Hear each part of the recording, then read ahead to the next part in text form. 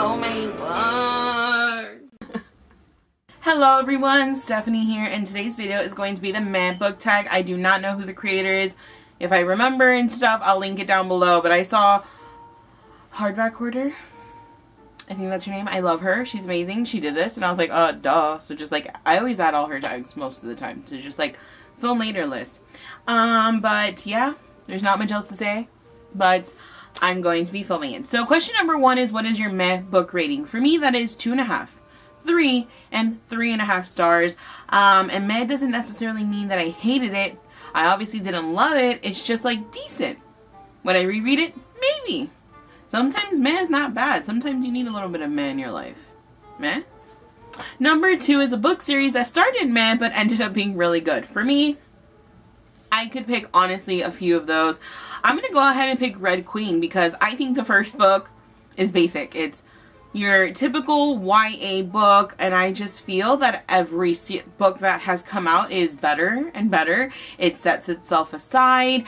Victoria Aveyard's writing is beautiful. You guys know I love this series. I thoroughly do. The first one I really enjoyed, and I probably actually gave the first one a 4-star. But in comparison to the series, this one is meh. The other ones are freaking awesome, and I love them, okay? Number 3 is a book series that started good but ended meh. This one I know is not completely ended because they're going to come out with more books to this. It has to be the ACOTAR series by Sarah J. Maas. I love and adore A Court of Thorns and Roses. I really enjoyed A Court of Mist and Fury, and I am like on the fence. I don't know how I really feel about A Court of War and Ruin. A Court of Wings and Ruin. I don't know why I said that. ACOWAR. That's probably what I was thinking of. I think the first book was my favorite. I love everything about it. And then, like, it just kind of like kept getting like, whatever. Not the greatest, and I more than likely will not continue this series. I will reread this one a million times though. Number 4 is an overhyped author you think is just meh. For me, that has to be Marissa Meyer. I finally read Heartless by her, and the first like 100 pages was really stinking good, and then it just got like blah. Like even her writing just wasn't as good as the book kept going on. Another one would have to be Jenny Han. Not bad. Sorry, my phone went off. It's not bad, but like it's just this thing that people make it to be something else it's not. I'm like, it's not very good. It's just like okay, like it's meh. The books are meh, just saying. Number 5, a book you love but others think is meh. For that, I have to pick The 100 Lies of Lizzie Lovett by Chelsea Sidoti. I don't know what I was thinking. I was about to say Handler. I really love The 100 Lies of Lizzie Lovett, but I do know a lot of people don't actually care for this book that much. They think Hawthorne's annoying and it's a weird book. I think it's beautiful. I related so much to Hawthorne. Like, she's weird. I'm weird. She's like my soul animal in book form.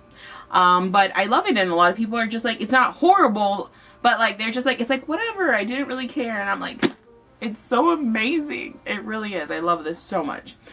Number 6 is a book so meh that you forgot the plot. That one, not unfortunately, but this one I would have to say Frostblood by Ellie Blake.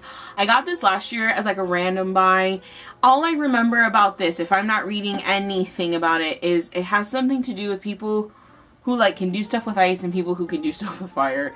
I do just remember thinking it's your typical YA, unfortunately. Like every other book out there, it's like a crappier version of Red Queen, in my opinion.